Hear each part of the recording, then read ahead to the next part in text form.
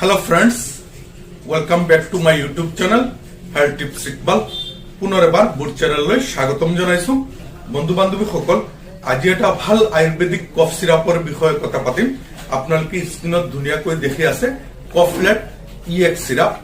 কেনেকুৱা ধৰণৰ কফ হলে খাব পাৰিব, তাৰ ডোজ কেনেকুৱা, কিবা সাইড ইফেক্ট আছে নেকি, কোম্পানী প্ৰাইস গোটেইখিনি মই বিতংভাৱে আলোচনা কৰিম। মই সদায় ভাল ভাল কোম্পানীৰ ৰিভিউ দিও। মই Iqbal Hussain, community medical service and essential ডাক ট্রেনার।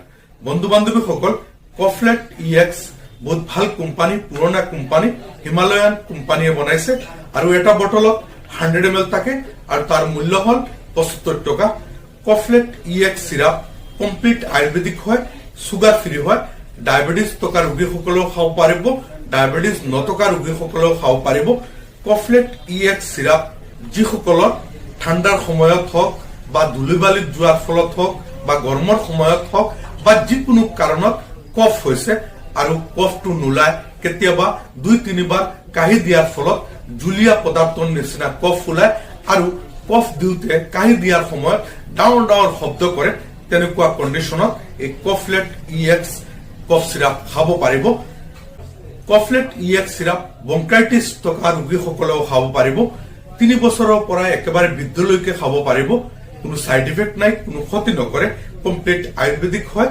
3 বছৰৰ পৰা 12 বছৰ বয়সৰ 5 ml পৰা 6 ml লৈকে ডেইলি 2 বাৰ বা 3 বাৰ খাব পাৰিব আৰু 12 বছৰৰ পৰা একেবাৰে বৃদ্ধলৈকে 10 ml কৈ 2 বাৰ বা 3 বাৰ খাব পাৰিব আৰু 3 বছৰৰ তলৰ শিশুবিলাকক এজন চিকিৎসকৰ পৰামৰ্শ কৰি খুৱাব।